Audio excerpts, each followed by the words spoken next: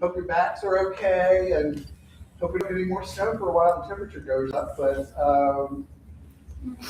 I'm Jefferson Boyer. I grew up in Washington County and went away for 30 years, lived on the Eastern Shore, moved back, and I've been president of the Smithsburg Historical Society for a couple of years now, and also been on the county's 250th birthday committee, one of those two committees. That's what part of what we're doing tonight is stuff that I learned while we were going through, we're putting out a publication later this year of interesting dates in our history as a county over 250 years. Interesting dates, how we lived our lives, how we celebrated, strange things that happened, unusual things that you didn't know about that happened here.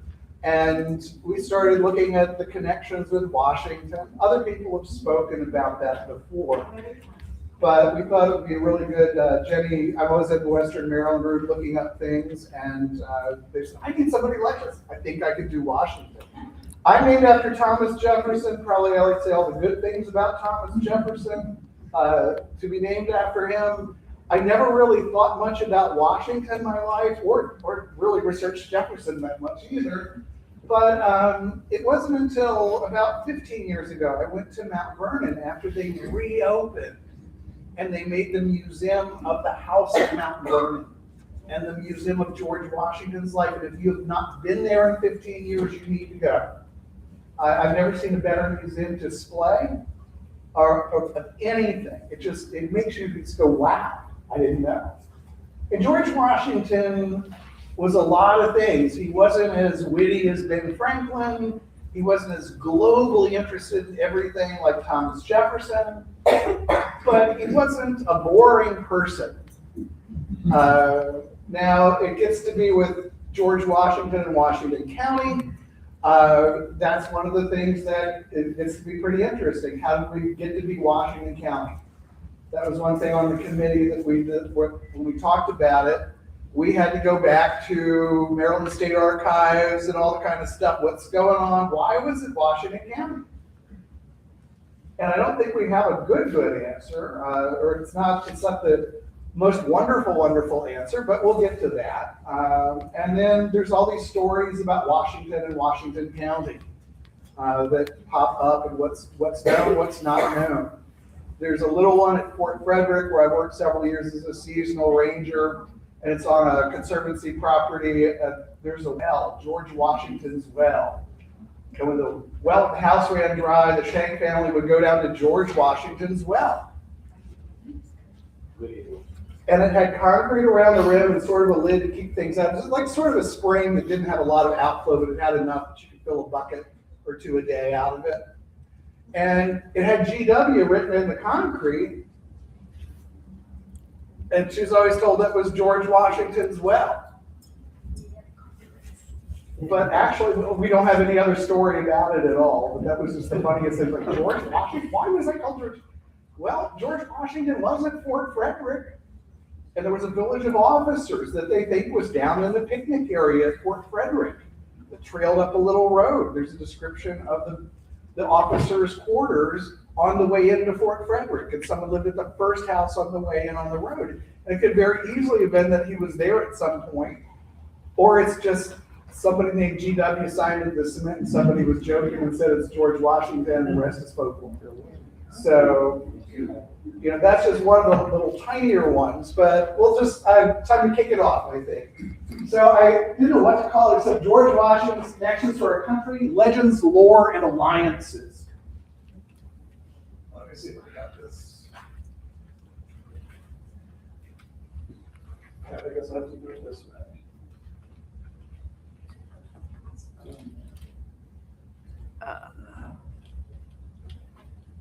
When you look back in 1932, it was George Washington's bicentennial year of his birth.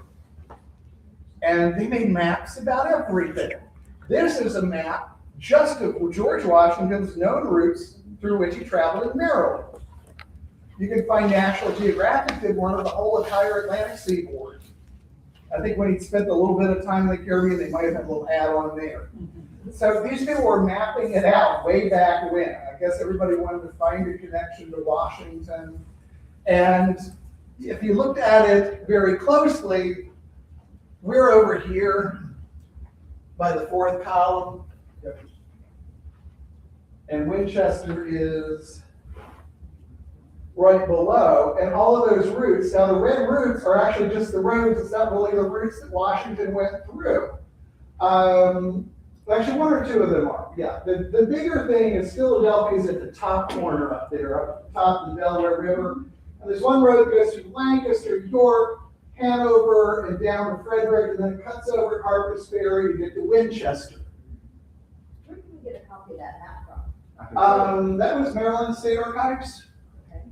So I've seen others online. Most of what I got from was the Founding Fathers website that has like all the letters of George Washington and those things. Maryland State Archives are all pretty much the public domain. Washington was very good about keeping diaries. When he was away at war, he micromanaged everything that went on at Mount Vernon. And he would write directing all kinds of things. So at Mount Vernon, it's wonderful because that was his stress valve, was that make sure this is done and make sure this is done and is this being done, is this blah, blah, blah. But he also just would write in his diary. He wasn't very, does that actually work?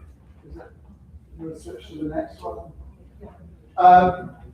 Washington's first diary we have is in 1748. George Washington was a surveyor for Lord Fairfax.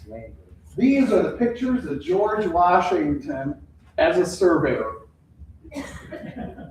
Look at this mighty land of America. It's kind of like the cult of George Washington, the deification of George Washington a little bit. It was always like magnifying the deeds of the Founding Fathers, which is done everywhere. But George Washington, these are even surveyor cigars. This is like Mount Vernon, and he's got a surveying equipment. There's George. So there's George on the frontier in 1748 for Lord Fairfax. Lord Fairfax, that's him up there. That is a map of his entire estate. And then the yellow, that's from the Chesapeake Bay all the way up to the corner of Maryland is where the corner of that yellow ends. It was 5.2 million acres and some loose change. The biggest landholders in Washington County were probably Samuel and Daniel Hughes that had 12,000 acres at one time. I could be wrong about that, but I know that fact. 12,000 is nowhere near 5.2 million. So when George went surveying, he was barely 15. And so these are pictures that there's a statue, I think that's in Winchester, of George Washington, the surveyor, who, when you look at him, still has that old weird George face. George was only 65 when he died. He was only that old. Or I think it was 1762 to 1799. So it was 68. I did the math wrong. This one has 15-year-old George, who still looks like 30-year-old George. This is the only one right there, the little lad with the surveying sticks and stuff, but I don't know. He does come through this one. And the way that you came through going up the river, this is a map from 1748. Or no, this is actually the Jefferson Fry map. And if you look at it, there is the Great Philadelphia Wagon Road that's up above Frederick.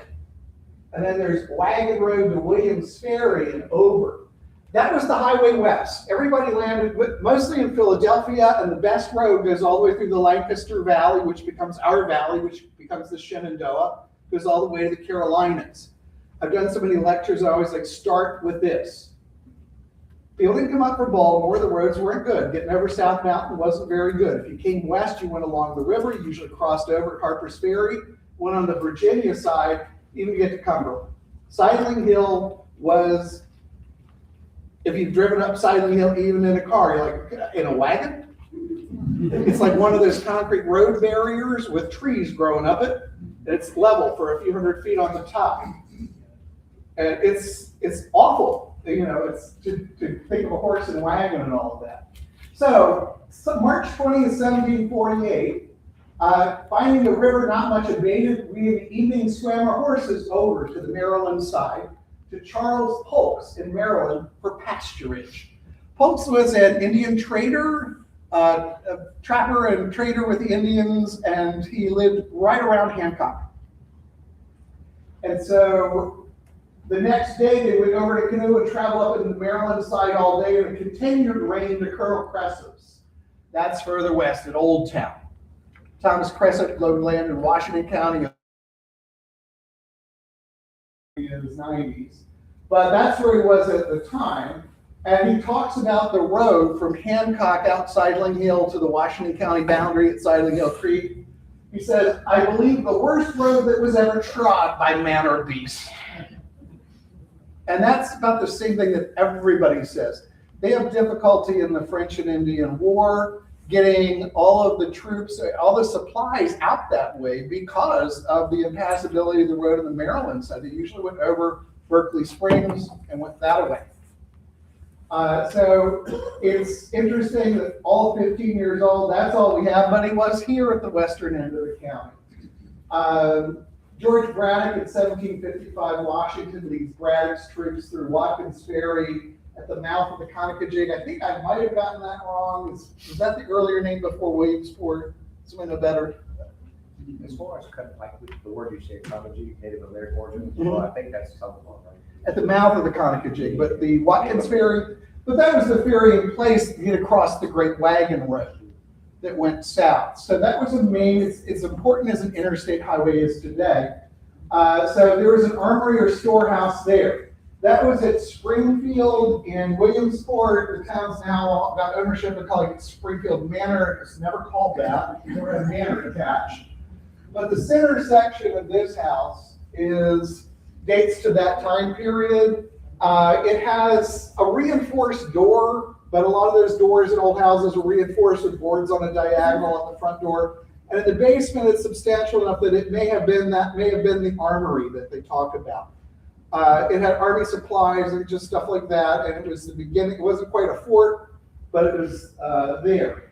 And so Washington is also directing officers to go and get supplies, take messages over here to this armory.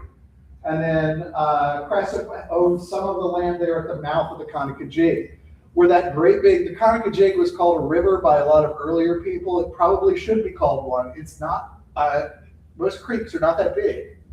But it was an important place for everybody coming up and down. This settlement at that area is called the Conococheague. So when you look at these areas, 1756, ground was broken on Fort Frederick on June 14th, Flag Day, 1756, 20 years before Betsy Ross.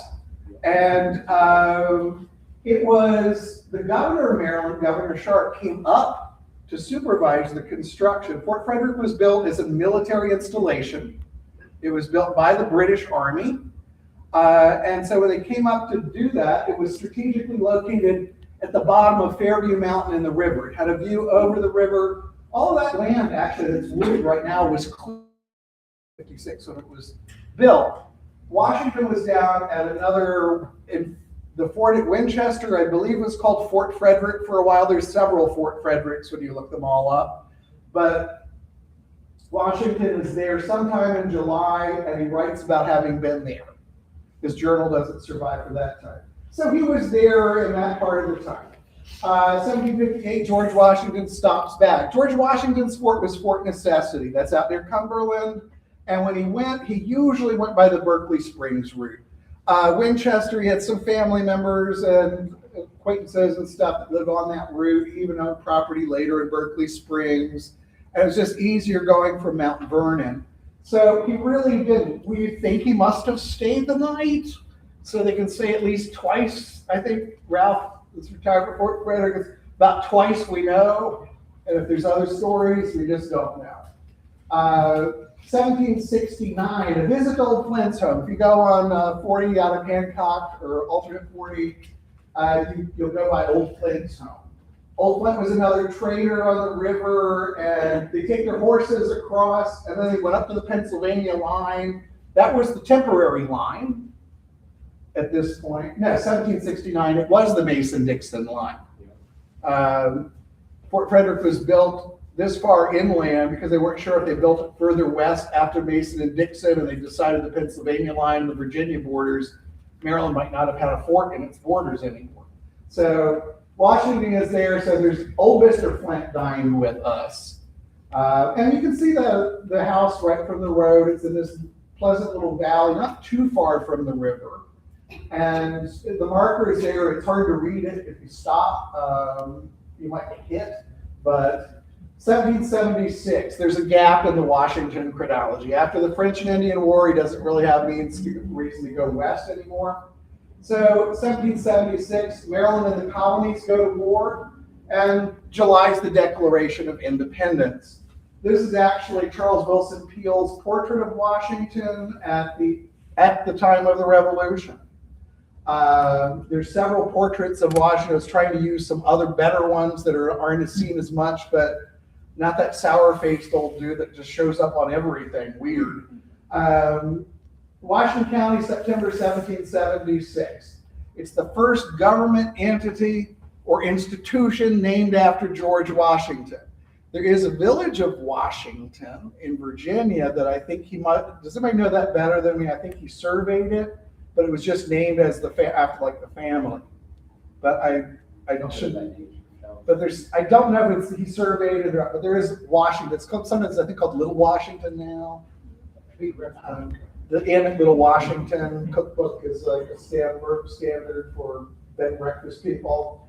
So we've got this Washington County. So what happens?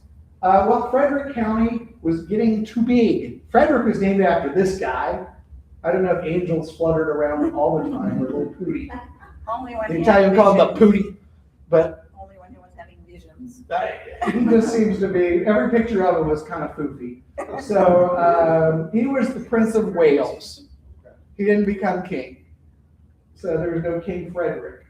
The counties of Maryland, if you look, Frederick County was a big county. If you look going up from the river, there's St. Mary's, Charles, Prince George's, and Montgomery's missing. There's no Carroll County. It's just Baltimore County and Frederick. So by the time of the Revolution, the population was really growing in these areas. After the French and Indian War was over and the threat of Indian invasion was gone, settlers had evacuated, came back, and then there was more influx. But you know as well as we do, getting to Frederick, you got to cross mountains. And then east of Frederick, there's a little bit of some ridges too.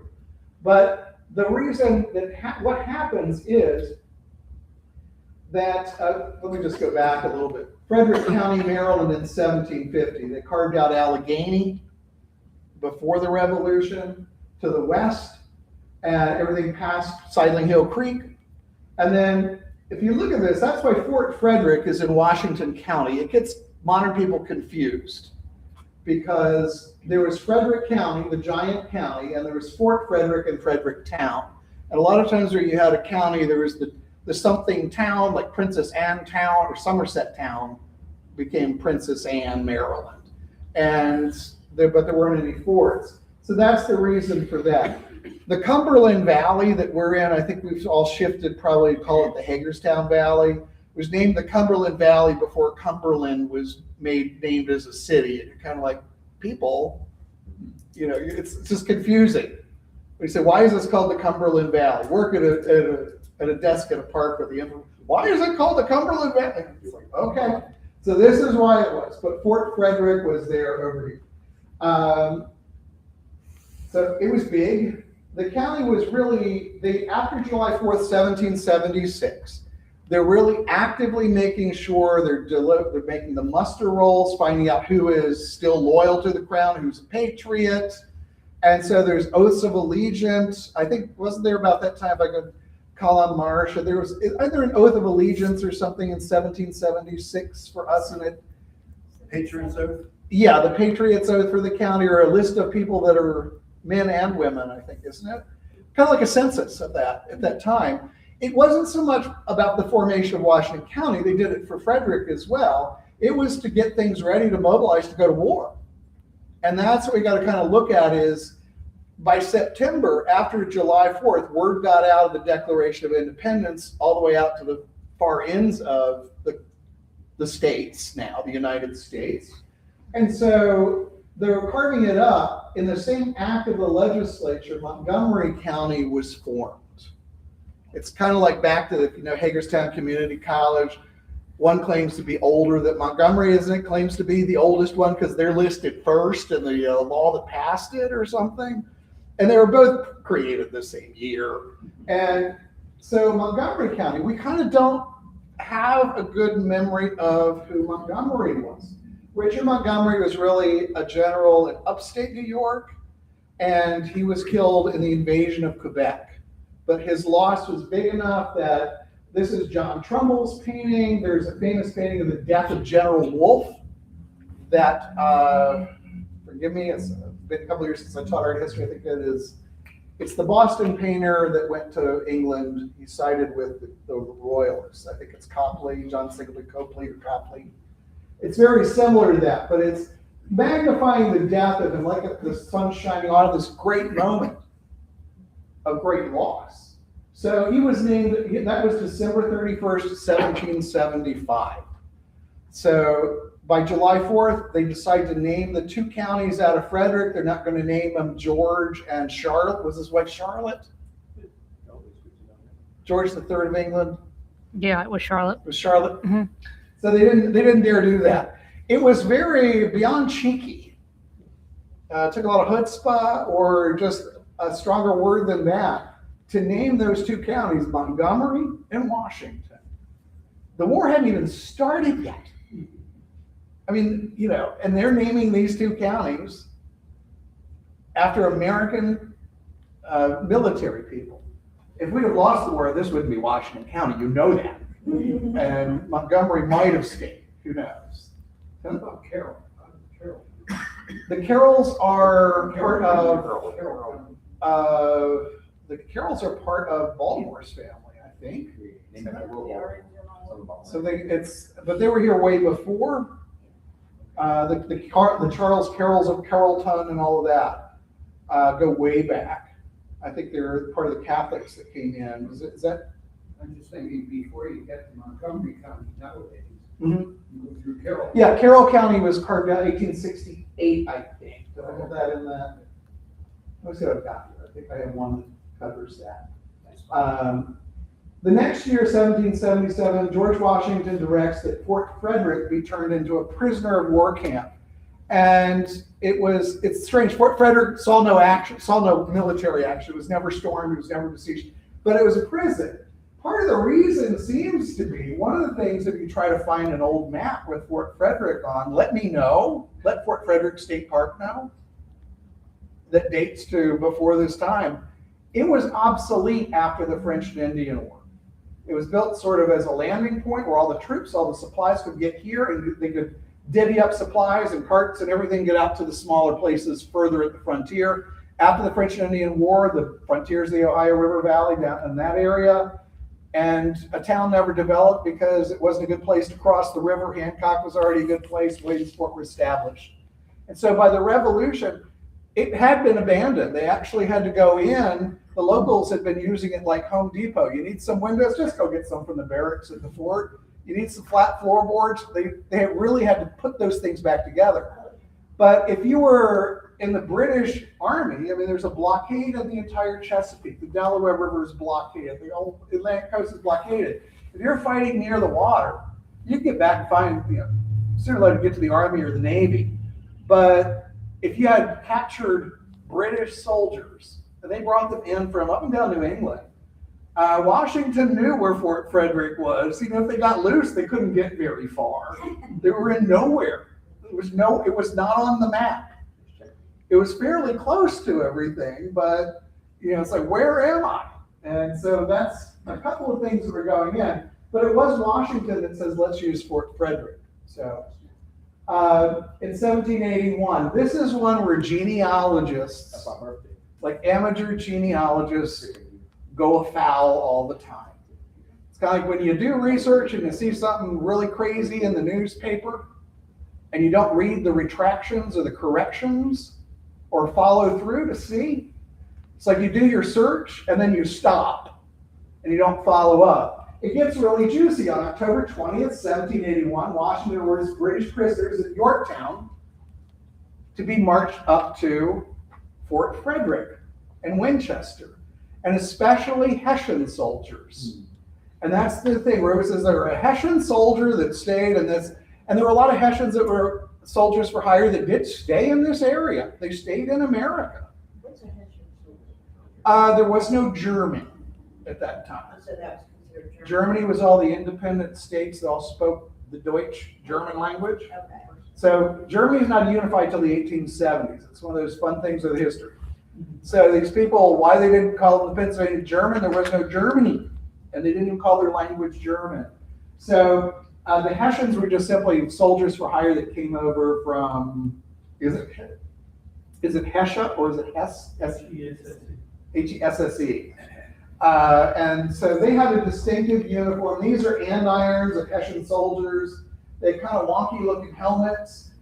Little high school is supposed to be a Hessian, but there's a little bit of debate about the big feather, and it doesn't quite look the same in the profile. But they come to Fort Frederick, and they don't see that about 2 weeks later, Washington or somebody's right says, we didn't get them to Fort Frederick, we took them to the barracks in Fredericktown.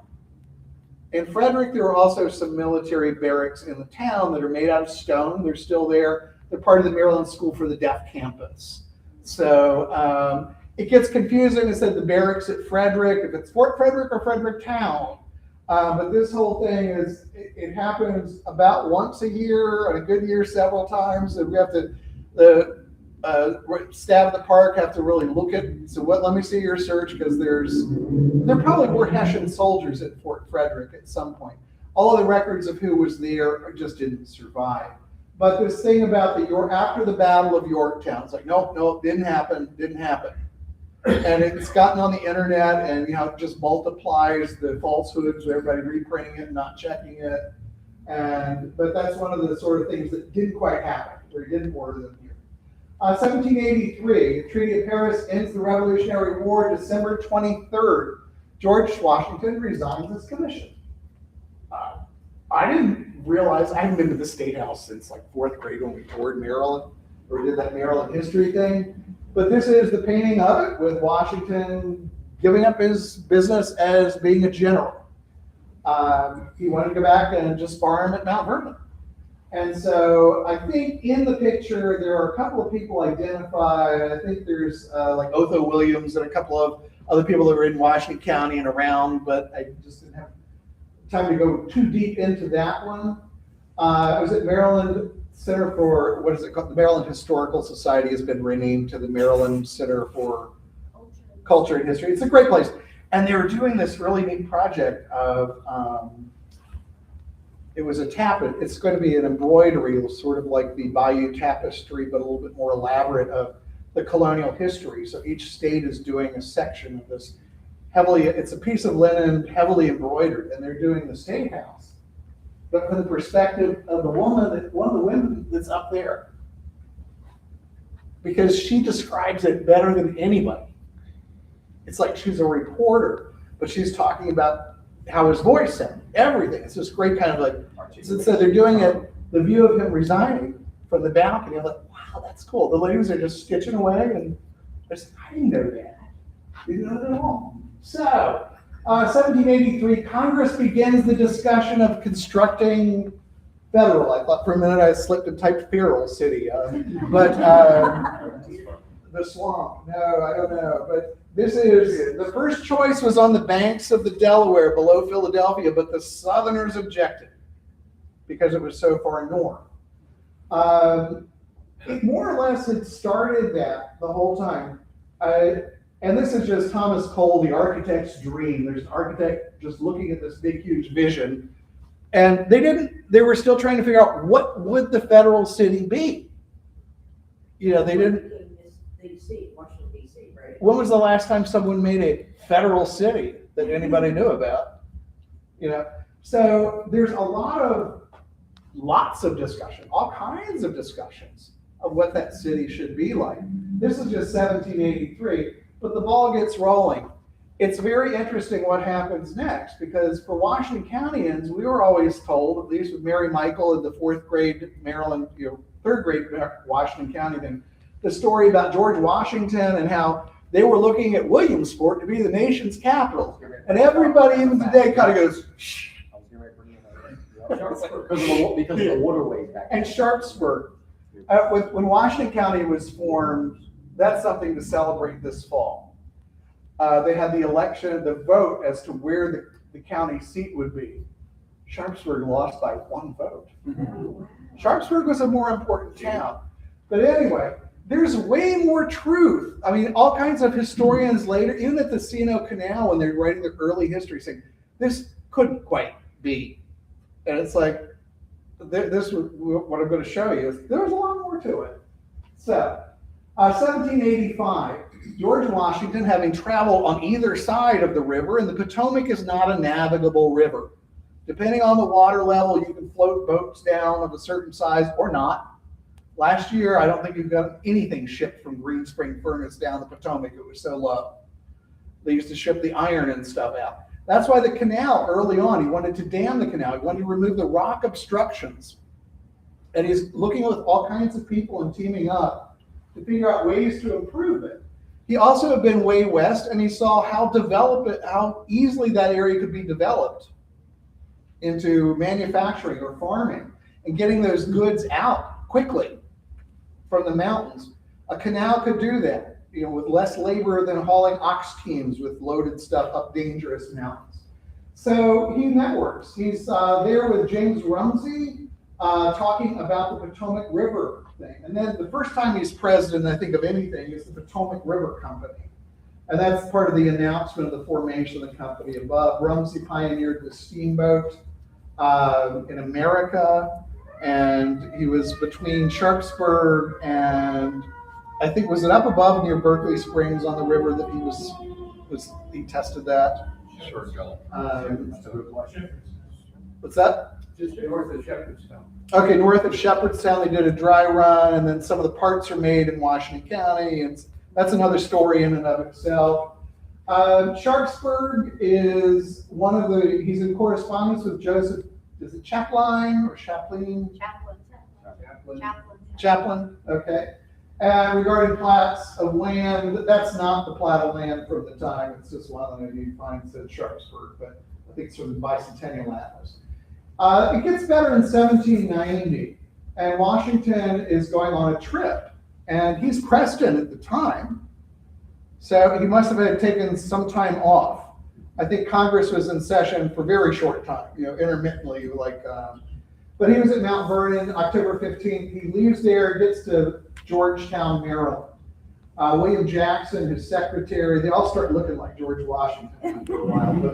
But, he's selling, and the landowners had agreed that they would sell a lot of their land off to the federal government for the city. So there's already a lot of that. Adams and Jefferson, I think, are both in that whole thing about discussing where, and most people thought this would be the logical place. Alexandria, Virginia was the largest, I think, second largest seaport in the United States at this time. So the Port of Baltimore wasn't big yet, and Washington, D.C. wasn't there yet, but that was a very, very important port. And so it's just right up the river from it and Freeland. So they start this traveling thing. He goes to Georgetown. By the next day, he's going over the Great Falls of the Potomac. That was also, Washington was planning early to make a canal just to bisect and get boats above the Great Falls. They're very calm right here. And I've never actually been to Great Falls. I don't know why. It's been on my bucket list for a long time, but you want to go when the water's high, everybody says. So it just hasn't been my luck. So he goes up to the mouth of the Monocacy after that point. And then October 19th, visits between Shepherdstown and Sharpsburg. He's talking about locating the federal city there. There is some of the split notes with some of these letters where there's other people that are writing, and it's the strategy. They're not sure if he's talking it up at different places to avoid real estate speculation and rising prices. Oh, sure, I'll sell it to you. Name. So all that was Virginia, then, before West Virginia. What's that? Berkeley Springs and all that was Virginia. It was Virginia, right? The Civil War is when they divide, because the western part had more leaned Union. So, but it was occupied a lot by the rebels as well. So in 1790, it's where it gets good. Washington arrives at Beltzhoover's Tavern Globe in Hagerstown. Since torn down, it's at a prime location. It's right, near the courthouse. It's right near the square. So the University of Maryland system is there now. He's escorted into town, Elizabethtown, and Elizabethtown, if you're doing research, you have to search by Elizabethtown, by Hagarstown, like Hagear, and Hagerstown. It more or less was really called Hagerstown almost always from the beginning, and then Elizabethtown, and then later on they formally I think it's by about 1810, that's going to be in those date lines we found, when they formally said, we got to call it this. So I visited recently, and they said it's because he wanted it to be Elizabethtown to honor his wife, but everybody just for some reason always called it Hagerstown. and he was dead by then too. Well, so yes, it's I know. like, unfortunately. Yeah, there's already an Elizabethtown, Pennsylvania, and that was actually founded by the Hughes brothers from Mount Aetna Furnace, or their father Barnabas. And so that was a bigger unknown Elizabethtown than the one in Kentucky. But anyway, so that's where it was. He was presented with a welcome address, honored with a public dinner followed by toasts. So I think what we need to do is, I'm going to have a brief intermission. If you don't have something to drink, there's cider in a little toast glass, because we're going to do the toasts. They're not long. But if you want to grab something to drink, Jenny's pouring some. We got little tiny, I guess they're Jello shooter glasses, but they work well for this. But we'll have some cider in glass. At dinners of the federal era, it was always customary to do toasts. I don't know if people still do them at New Year's. And they're quite fun when you get them. They do them at weddings, but it's just something you think of, and you got to make everybody toast. But the custom was to do 13 toasts, one for each column. And so you can find accounts of Washington's dinners in newspapers everywhere. And if you're lucky, they list the different toasts. And so Hagerstown, there's a very long account of Washington visiting Hagerstown. A lot of times it seems like he didn't want to be known. Washington wasn't in the habit of just parading around in his uniform. When he was at home, he just wore his gentleman farmer's outfit. And didn't really laud on, it was.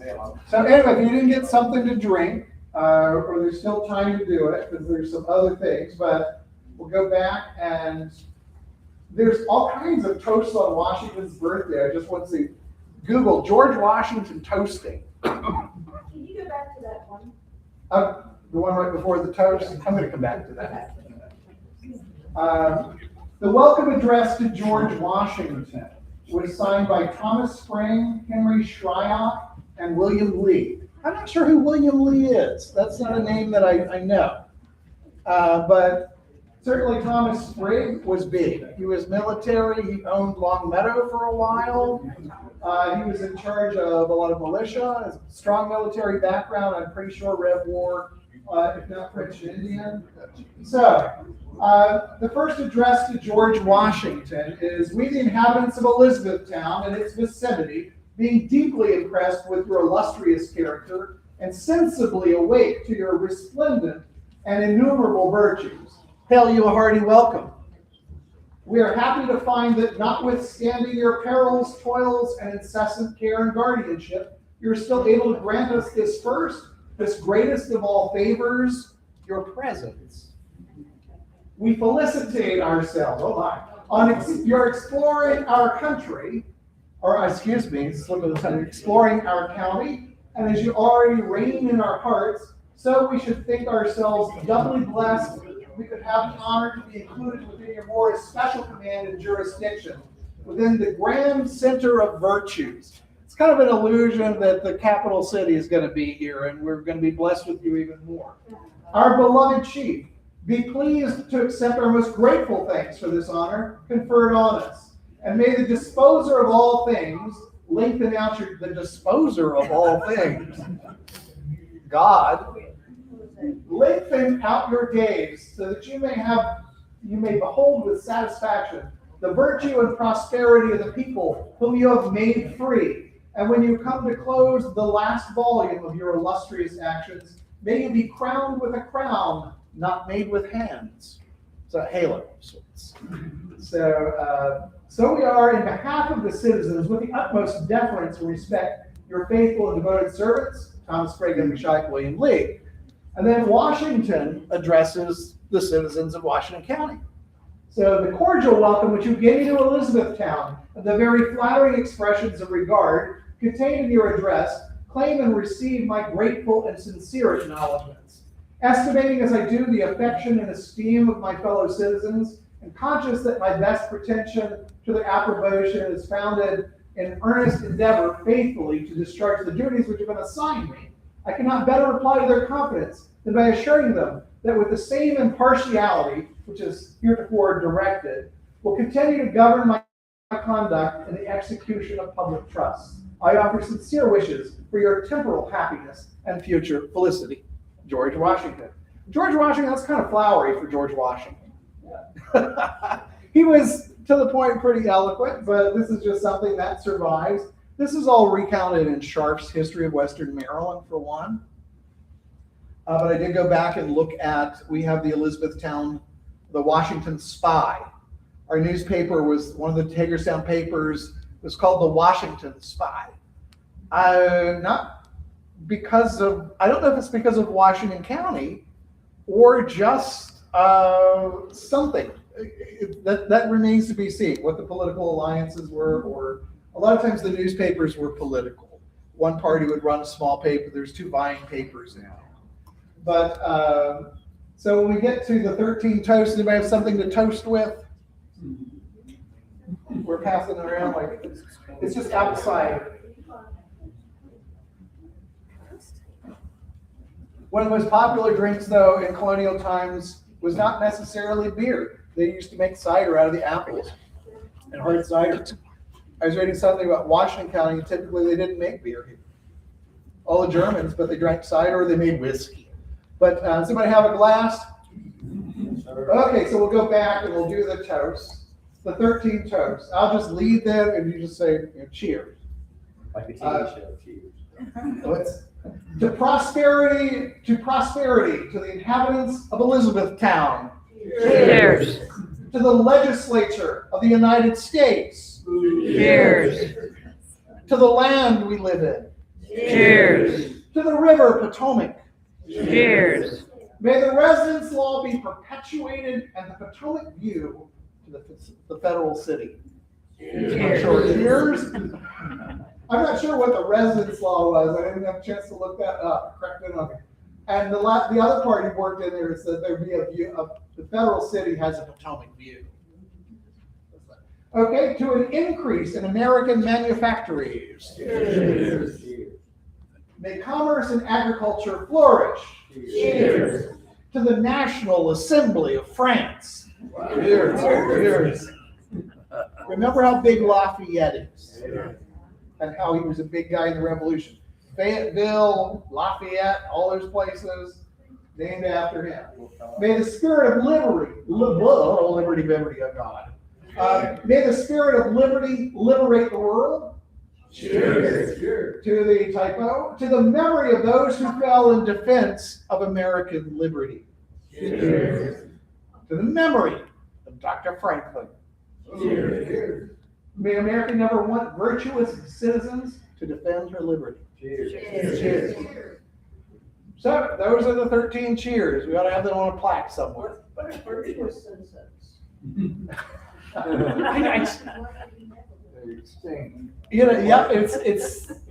There's certainly, it's worth reviewing what their ideas were as they offered a cheer. This was sort of impromptu. They really didn't know Washington was coming up this way. Because when they do know, this is what he did. So we did the toast.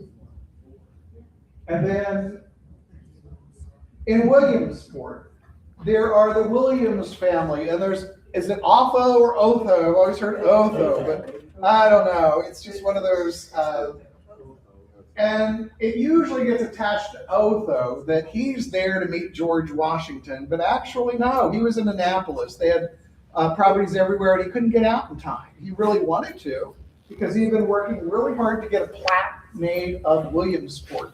Has anybody ever heard the streets of Williamsport were laid out 80 feet wide in advance of the nation's capital? That's whatever they cooked up, but it never worked out on paper, because you can go through Williamsport. I've gone through a couple blocks. I don't see the 80-foot wide streets, not even the interstate. It's like, but it was enticement to get them out there to locate them. And Eli Williams on the right-hand side is the one who met with George Washington. And that was at Springfield.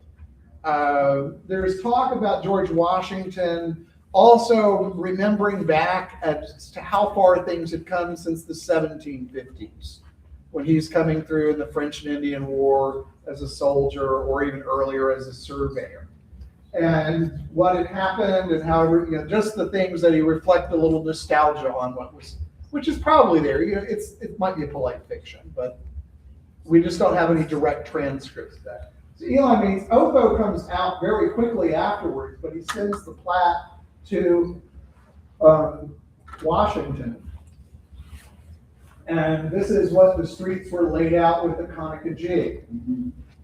So there is a Frederick Street, a Salisbury Street, a Potomac Street, but they're not quite 80 feet wide. But there's other land. There was other land. It's sort of like Williams when you read the letter. I'm paraphrasing. Is anybody a Williams descendant? You don't know. It's sort of like, well, I got this plat that I can add on to this town here, and I'll sell all the land to you. And they own plenty of land. There's land to be had. There is the spilled coffee legend. Does anybody know more about this one? It goes back to Mary Vernon Mish talking about it. And when George was having dinner or something at Springfield, he spilled his coffee. And they saved that coffee-stained tablecloth to show everybody where George spilled his coffee. It was like the Shroud of Turin with the stains on it. I don't know. But it becomes that sort of like, this is what George Washington spilled his coffee. I don't know. It's kind of looked like a Starbucks. Well, that was obviously. No, he's not even on the mug. And that looks very AI George Washington too. It just looks horrid. So there's another one that comes from E. Russell Hicks, the county educator, who was also a good researcher of his day, well-known, respected educator. He doesn't mention where the sources are of this story. And this has been kind of retold and retold. And so George Washington meets with Governor Thomas Johnson, who was not governor then, but was running the Green Springs furnace. The Johnson family's brothers were there too. So Green Springs furnace is on Route 56. It's sort of, if you go to Fort Frederick State Park, and keep going east on 56. Green Springs, what it used to be. Yes, exactly. Okay. Even the house and the furnace, the stack, because they're usually disassembled and the slag piles are there, but it's all gone. It's all gone, yeah, okay. This is a very fanciful painting that even has the Ben Franklin story about Ben Franklin was here.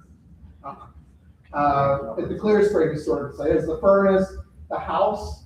The house that Jake's built is still there. The back end of it looks, it's been altered a bit, but it was a giant furnace, ironworks like mountain. So George Washington in 1790 tours the river with Eli Williams. This is the story. And they go upriver 12 miles to Green Spring Furnace in a flat-bottomed boat that was used to, when the water was low, to ship the iron down to other markets. I don't know. The timeline is what you got to pay attention to. He's in Williamsport on the 21st, and then by the 24th, he's back in Mount Vernon. And just going upriver, if you go around the Four Locks area, that's rapid waters. That's why Four Locks cuts off that kind of bend and oxbow in the river. And so they stay overnight. They're billeted for the night there. And a bountiful supper was served. Thomas Johnson had indigestion all of his life. And when it came time for coffee, he couldn't drink strong coffee. And I don't know if the coffee story, the other got conflated with this one or something. But so Washington drinks coffee. A servant goes to the cellar to get the governor a bowl of milk. It comes up and they bring up rich cream, and he, claiming indigestion, said, "I can't do that, take it away." And then Washington, stop, it's not too rich for me. And the athletic man drank the milk with gusto. So when it was time for bed, the governor's brothers were assigned one room with a bed, and Washington's room had two beds. So Washington said, "Come, gentlemen, which of you will sleep with me?" Wanting the president to have a night of refreshing sleep, they both declined. Why didn't they switch rooms? Wait, why? I don't know. Bed bugs, I don't know. Washington talks about his travels are fun sometimes, where he talks about having to pick the bed bugs and fleas. The places where you stay on the road, which is a common complaint in travelers' diaries all the way through. So is that true or not? This was at E. Russell Hicks' house. Now, this is E. Russell Hicks's essay about what went on at the Jakes house, At the occupied by Johnson and Jakes were in partnership with the Catoctin Furnace Okay, and the Green Spring Furnace. okay. And they actually operated a forge at Licking Creek, which is just a few miles west along Licking Creek. It's not a creek that you see very easily because it's down in a gorge like the Conococheague. Oh, yeah. When you cross it on the interstate, you don't even know you're on crossing it. So is it true? It's hard to tell. It seems that there's a clear enough narrative. There is a story about George Washington and Braddock and Ben Franklin all meeting at Kitty Long Hollow below Fort Frederick that just cannot be whatsoever. Franklin was never down here. It doesn't make any sense. And yet the story once in a while keeps resurfacing. This is what I found when I was misspelling Conococheague on purpose. And I need to get a clearer print of this out of the Library of Congress. But this is a political cartoon from 1790, specifically about George Washington's visit to the Conococheague. So George Washington is up there in this ship, and they're paddling down to the Conococheague, embarked on board the ship Constitution of America bound to Conococheague by way of Philadelphia. And they're all shouting, the devil is right here. It goes, this way, booby. Or this way, no, this way, Bobby. It has fairly good resolution. And there's the Great Falls of the Potomac, and up there is Conococheague. So it's just a fanciful allegorical landscape. But the Library of Congress doesn't even know what this is about. They have no notes on it. It just says when it was printed. And it's about the whole thing about Washington was actively seeking to make Williamsport, the Conococheague, the mouth of Conococheague, the nation's capital. Why would that be a better choice than Washington, D.C.? Think land transportation. The Great Wagon Road, which basically is Route 11, which became the interstate later on, that was the way you got all up and down the Atlantic seaboard. And we were positioned in the middle of it. So if you made the Potomac navigable, but not quickly, like invade from the sea, like Washington, D.C. in the War of 1820, they could come up the bay and go right in. It's slower, but you could get commerce things out on canal boats quite easily, and then move forces by land all up and down the seaboard behind the mountains. And it was a very wise place, and he knew everything was going west. He wanted things to go west, into Kentucky, all that area. So it's sort of in the middle, but inland. It was a very smart place to build. And he wasn't the only one that realized that. But it was just the way that they were looking at things. There were good roads up and down from Baltimore going down through D.C., down to Northern Virginia and stuff. But the Potomac's really wide down there as well. So 1794, 4 years later, the Whiskey Rebellion. Washington travels westwards. Newspapers report that after he reached Chambersburg, he heads west on the old Forbes Road. And the troops go that way. And you can see sometimes some books don't look at the details. They don't even bother to look at Washington's diary of that time. They just follow the newspaper articles. But this is a period when we have good journal articles. And actually, he didn't go west after Chambersburg. He went south. So Forbes Road was, it's one of those like Braddock's Road. It's a road to get through the mountains. Does anybody know better? Is that the one that just goes through Mercersburg? I think so. I'm not a military historian, but it's just one of the other ways to get across. Sidling Hill Mountain is called Sidelong Hill up in Pennsylvania, because you had to go up the side of the cliff this way and zigzag your way up and go like 20 times longer, and then on the other side you had to do the same thing. So you went sidelong because you could not go straight up it. I mean, that's why they cut that big cut through in Hancock and they tunnel on the Pennsylvania Turnpike. It was a bear of a mountain to get through, and there are very few gaps. So every time there's a gap, they tried to make, even a bad gap, they tried to make a road through. Kind of like South Mountain here. Every time they found a gap, they tried to make a road to get to Georgetown or to Baltimore in the colonial era. And so when he's leading the Whiskey Rebellion, that's a political drawing of the government revenuer coming to get the tax money and getting his nose hooked by the devil when he gets out, and they're hanging revenuers. And so that's like the hillbillies of the Whiskey Rebellion. The farmers want to tar and feather him, but he's snared by an evil genius who claps a hook in his nose and sends him to the gallows. So October 13th, Washington comes down through Chambersburg to Williamsport. From Chambersburg to Williamsport, the lands are fine, and the houses and improvements amended considerably from his diary.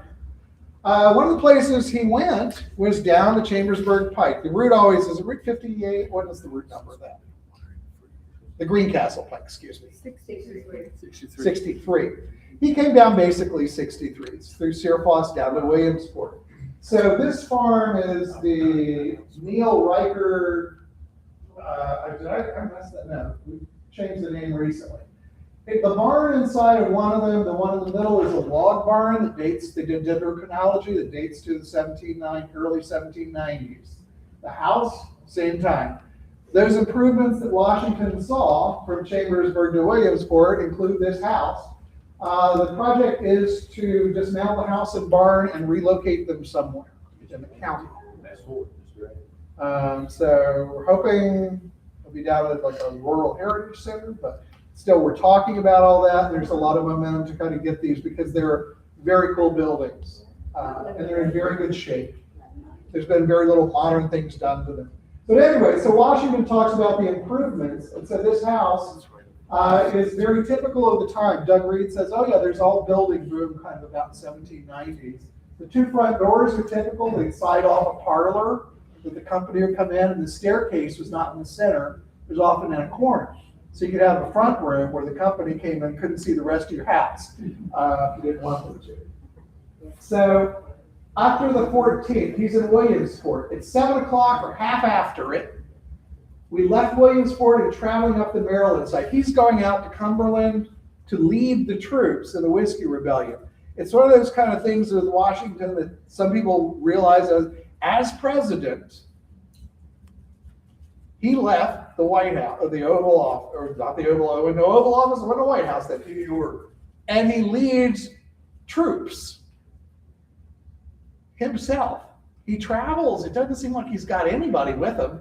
They don't mention he left the troops because they would get there. People would know the troops are moving, but he wanted to keep his cover so he wouldn't be found out. So this one is not one that has a lot of, it's there, but it says we breakfasted at one blank, 13 miles on our way, crossing the Potomac a mile or two below Hancock and lodged at Warm Springs. That's Berkeley Springs, other name Bath or Warm Springs. 16 miles from our breakfasting stage. So 13 miles up is Green Spring Furnace, possibly, or whatever's up there at Fort Frederick. And then one of the Johnsons was up there. Fort Frederick had been sold into private hands. So it could be that there's that story about George Washington somewhere at Fort Frederick in the well. It may not be as far-fetched. It's just everything's been lost unless other people have other accounts that can go back. So there's the mystery. He writes it in like, it's like, oh, well, he was in a hurry. And I checked the original manuscript. There's just a line there.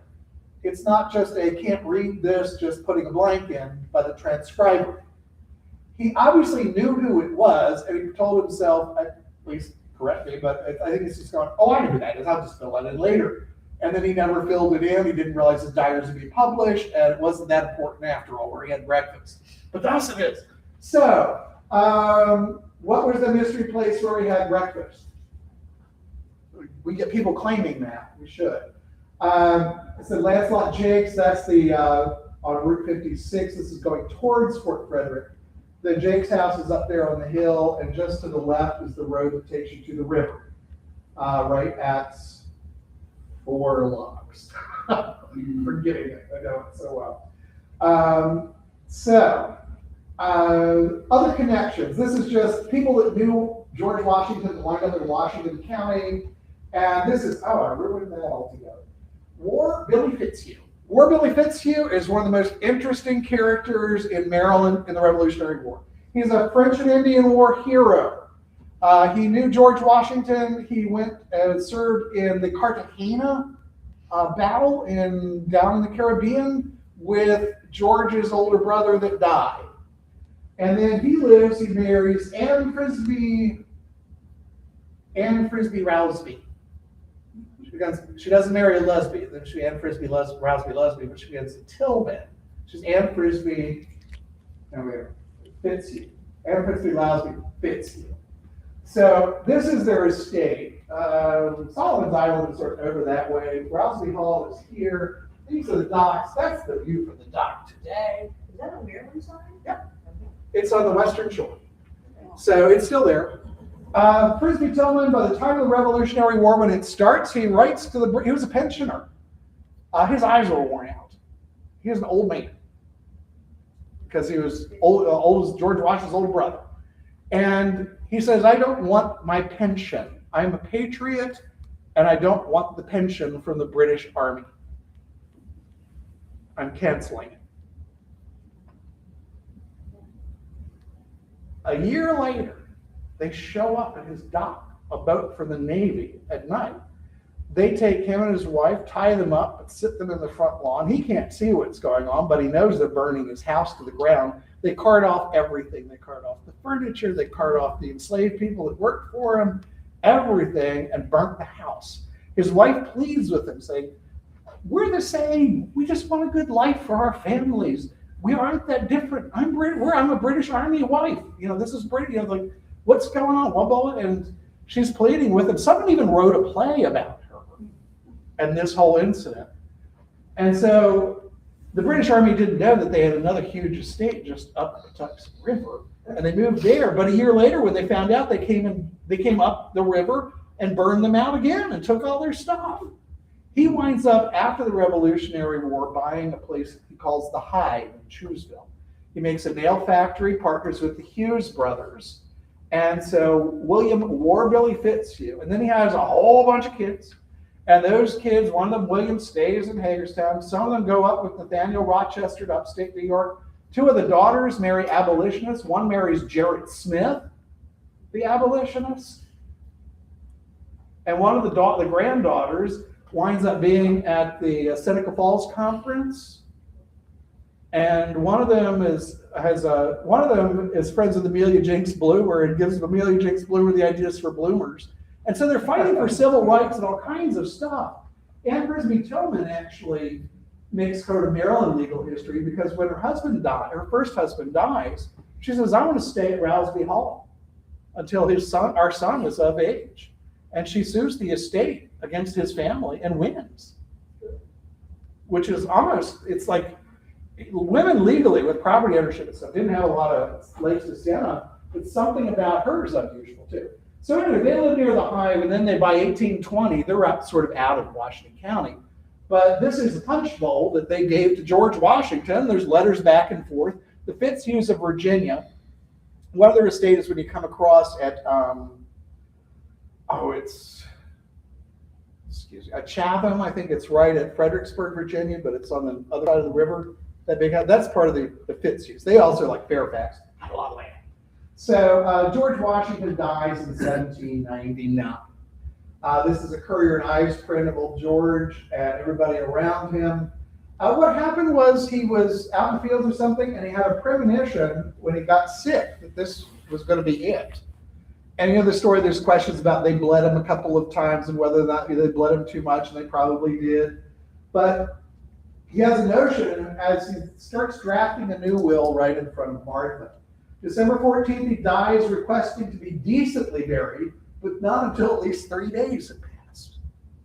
I don't know if he was afraid of like diphtheria and stuff where people were buried alive. December 18th, a solemn funeral is held. He's buried at the family cemetery at Mount Vernon. There were motions with John Adams and others to have him buried in Washington, D.C., and Martha said no. That wasn't what he wanted, and she's not going to do that. December 26th, a national parade was then held at Philadelphia, which was the nation's capital. President John Adams expresses a desire to construct a marble monument and rebury him in the new capital. This is part of the newspaper account of the procession that was held in Hagerstown in January. Later on. The procession, Colonel Schneeblees, Colonel William Fitzhugh, that's Warbilly's son, an Ox Battalion dressed in standard mourning, marched in the procession, that's at the top. And so the newspaper account is sort of the lineup of the parade itself in that column of the paper. So music in mourning, and it was playing a dead march. Captain Reynolds and select militia are there. Captain Ringgold's troop, General Sprigg and his staff. Sprigg was one of the other people that was at the tavern with the toast years ago. There were 2 German teachers and 2 English teachers with their male scholars. Mr. Kelly, the language professor, and his 2 English teachers scholars with a Latin in memoriam that's up there. It's many lines long. I didn't have time to get a translation. But clergy with white sashes and scarves came next. Pallbearers, it was Colonel Price, Major Carr, Dr. Pendle, Dr. Jakes, Colonel Davis, and Colonel Van Leer. 24 ladies in white robes. A committee of the committee of the arrangements, and magistrates and other civil orders. Now, you said this was in Hagerstown? Yep. So why did they do that in Hagerstown when he's being buried in Mount Vernon? It's a tribute to George Washington. So the pallbearers carried an empty coffin? It was after, yeah, they just carried a symbolic coffin. Okay. For the whole thing. Sometimes when you have a marker to someone that's died and they're not buried there, it's like a cenotaph is the word for that. I don't know if there's a specific word. Sometimes in processions and parades, they do an illumination. That was when Washington came in 1790, they illuminated the streets, which means everybody had a candle in the window, but they had bonfires along the route and stuff, small bonfires to light. If you've ever been to an illumination at Williamsburg, you know what I mean. If you've never been one, go. Just go. But so this is what they did, and then these are just some of these. This is like a mourning tribute. It's an embroidery of the grave of George Washington with the eagle ascendant. And then this is another mourning thing that was done with about General Washington's tomb. And you can find dozens and dozens of these things. There's all kinds of fake stuff about everybody painted all the woodwork in the federal era black because they were in mourning for George Washington. No, they made it look like black basalt, and it was Wedgwood's black basalt ware or Etruscan ware that all goes in together. But they either marbleized the black and it didn't survive, but it was just folklore.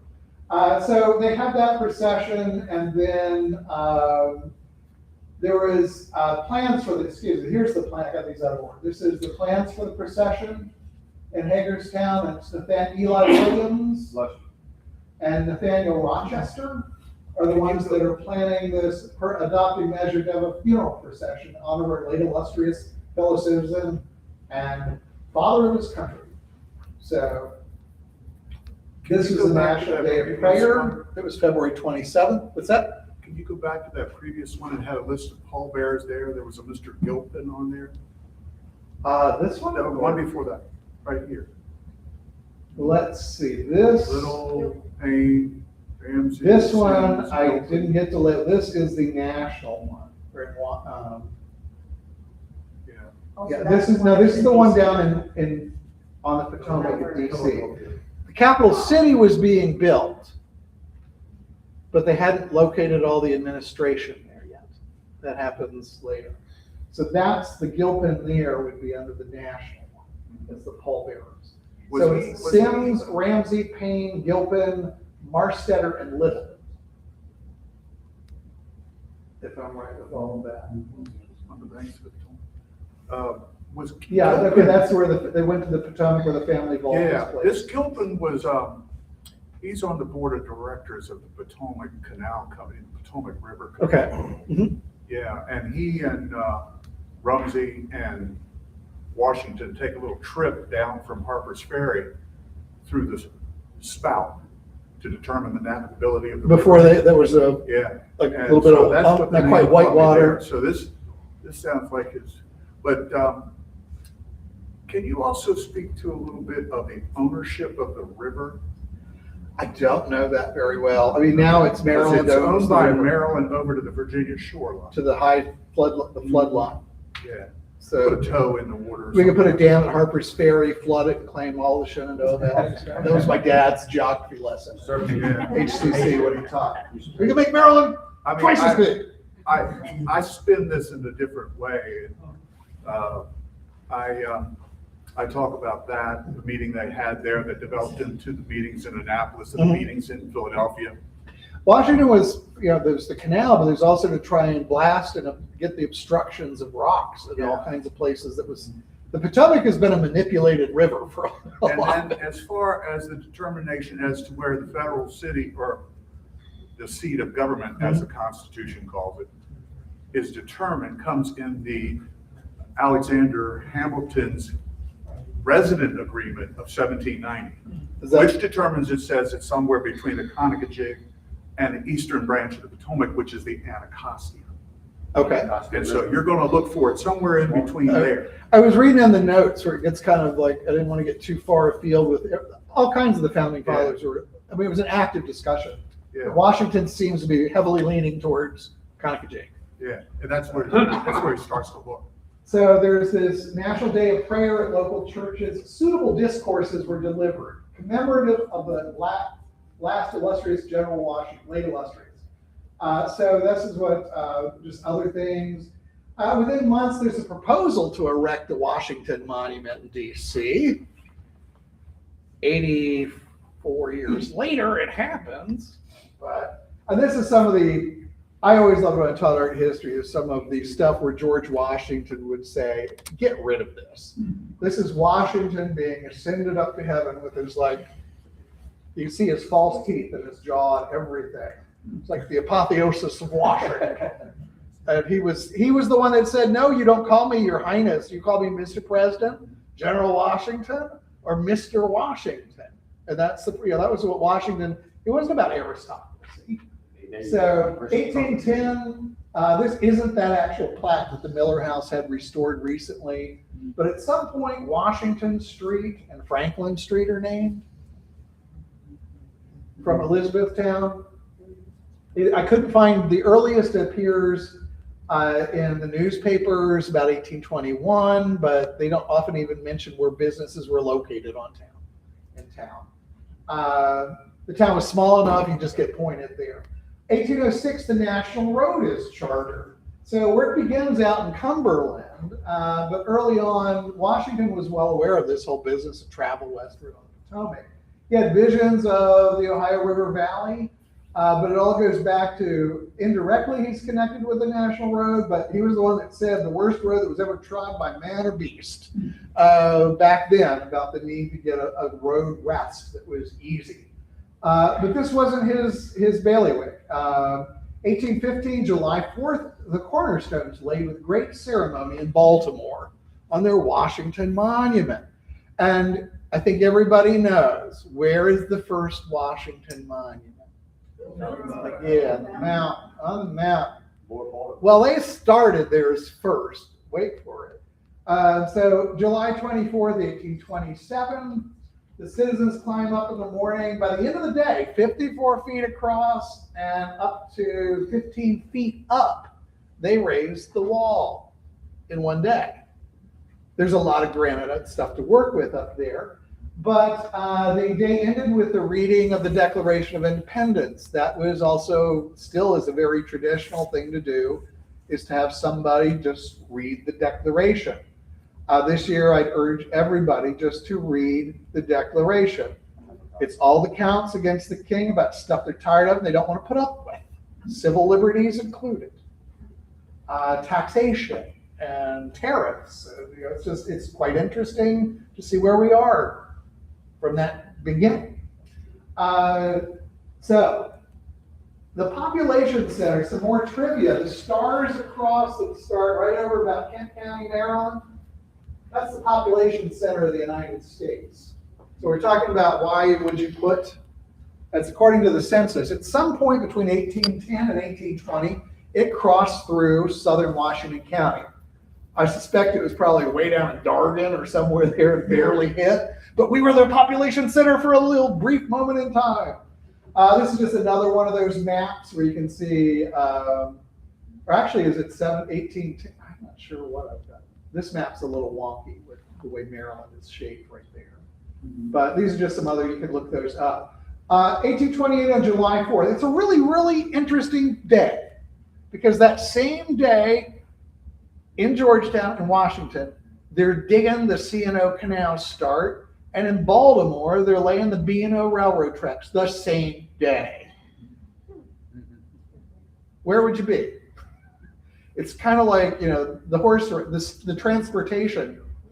Land grab was going on and all of this. So, this is just a little bit of trivia here. It's like the land and the legacy. All those black dots where George Washington owned land. So he didn't own a lot of it, but he had like lots on all these other places. Some of them were just speculative, but if we lost the Revolutionary War, there's that plan to take over Ohio and form the Brotherhood of the Cincinnati, which is why we get Cincinnati, Ohio. Washington was all involved with a lot of all of that, and his statue at the Capitol of Virginia is called General Washington with aspects of Cincinnati. If you don't know, read up on it.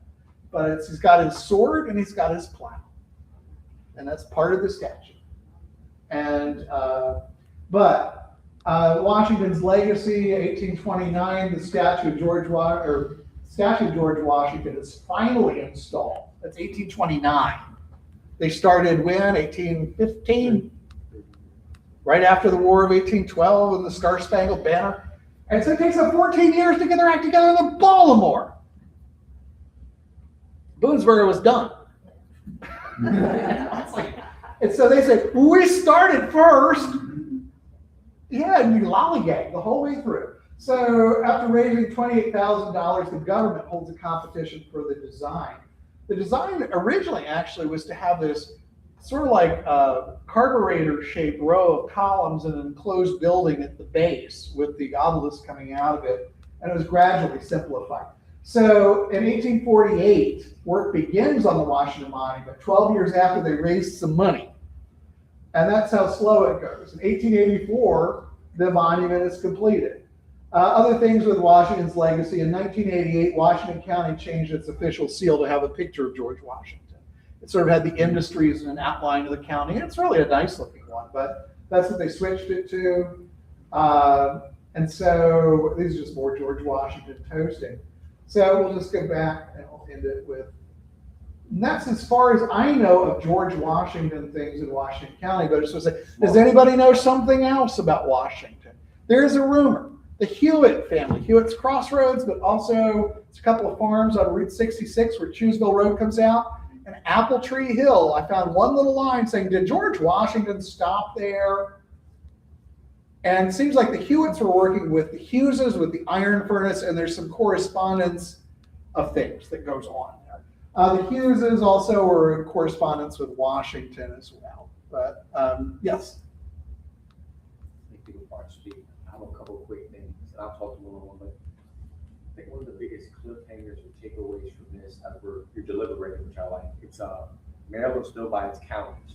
Allegheny, Washington, Prince George's, which is the lowest African community, Baltimore, Land Grants. I think another key takeaway is knowing that Williamsport, which I knew about that prior to this, was DC, because the waterways, Native American culture, a lot of the wars. I think knowing about like the founding fathers, Francis Scott Key, Star Spangled Banner. The biggest problem with this is that people, they know about the basics, but they might not know about the other tidbits that make up American fabric, the moral and ethical fabric. So I think this is vital, and I think you're spot on with a lot of stuff. I think one of the misconceptions is wooden teeth. I think that's a misconception. A what? Wooden teeth. I've heard that debate with George Washington. Yeah, oh, you can see them. You can. They were wood and a walrus ivory and a lot of ivory. Exactly correct. But anyway, is there anything else that Yes, No, about the bathtub, the what? the Washington bathtub in Berkeley Prison. Yes, the Washington bathtub, and I guess a lot of those, it's like, it's there. Washington was certainly there all the time. They certainly took advantage of the hot springs and everything, but whether it was his bathtub or he just got some water, you know, it's all part of the fun of it, I think, too, is how much of everybody had an affection and affinity for Washington, so they wanted to try and claim the glory, whether you had the coffee stained tablecloth you're not gonna wash again. And, just one thing before, I think most of you growing up in the county, we all know how to say the county. And I know there were school teachers in the 50s and 60s, and I remember being, Washington County, and you know, Washington. I hear people talk about that. It's one of the things of our county. I've heard all kinds of educated people that from the DC or can't even say DC, they say Washington, and it's just not right. Yes. Just a practical question. You said that when George Washington left the place and got on the road, he didn't May I have your have attention, breakfast please? until This is about a an hour reminder into that the the library trip. will be closing in 30 What was minutes. he eating Library for will be breakfast? closing in They 30 couldn't minutes. have stopped. I'm not sure. A lot of times they would have. They sometimes say they had milk Thank you. as mush, cornmeal mush and milk, kind of like grits. So And they would just have something like oatmeal to get them on the would have road. been dry and. But it was very, very typical. I just know that from military historians. He probably also just wanted to get up and go without any kind of delay. Okay. You know, because you didn't know how long you could get delayed as the day went on. Yeah. And he could always eat on he didn't make a big thing about breaking for a meal, it seems like. I think the other thing I forgot to say is Washington's coming down through and marking about the improvements in the area in his journal. He doesn't say he's in Washington County, Maryland. It's interesting. That might have But been. everybody says, well, that's just part of, he didn't have to, he knew it was Washington County, Maryland, but he didn't know his diary was published, but he doesn't say he's in Washington County. Might have been his own modesty. I think it's just his journal. They're very short for that time period. They're very short until he gets to the military stuff. So I wouldn't fault him for it. I don't think I would write where the county was. I'd say which towns I stopped in. And the county is so small at that point, like only a few miles long when he went through it at that point. Anybody else? Yes. You were asking about William Lee. That was his slave that followed him during the Revolution. Billy Lee, William Lee. Okay, in Hagerstown though? Well, he was probably always with them. That was like his servant. That was Was that in the funeral or where was that? I was in the toasting. during the toast. He's the Oh. last one of the three of the toast. Okay, because I know Marsh has that a lot of was- that was genealogy. the- Are there Lees in this county at all? This was a slave, Okay. and it was at one time. From a child. No, I But he think, followed him throughout the war. okay. He was with him in the tent and as a general when it went. I just want to ask Marcia, Dina, is there any Lee connections? I don't, Lee Street here, but I don't think there's a lot of Lees. yeah, so that's why I was puzzled, because I just That don't could also remember. be the lead from Alexandria, Okay.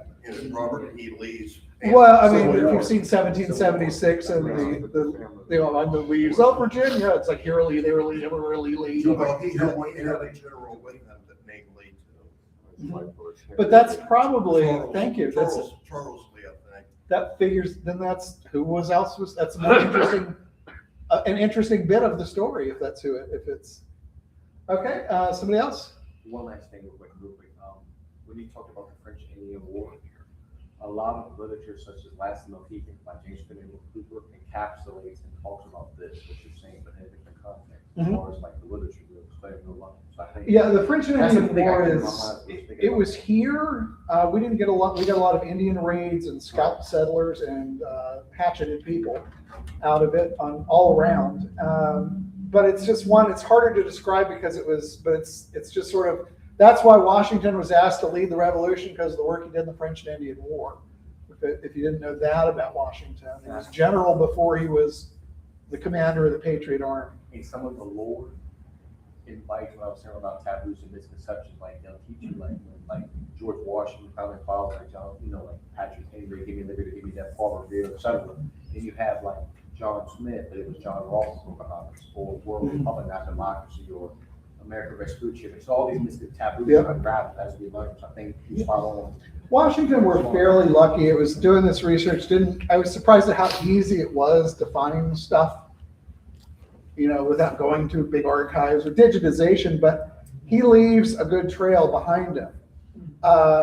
There's only a few times, like his diary, when he comes into, it's when he comes in, one of the times, when he comes in 1794, he doesn't really elaborate much. 1790, I think it was. I couldn't find his account where he was and what happened, just the newspaper stuff. So anyway, thank you for coming out on a night like this and learning about George Washington. Just want to say, as a member of the county 250th committee, there's a lot of great things that are going to be happening this year. The bigger thing is the county's going to do an amazing 4th of July celebration at the Rural Heritage Center with a drone show. So they're asking everybody on July 4th, don't have fireworks, have it the night before or after. But there's a couple more lectures that will be themed for things like that, for stuff this year. If you got kids and grandkids, get them out, get them to places. It's a time to learn. I was 10 years old when the bicentennial happened. And the Washington bus that's at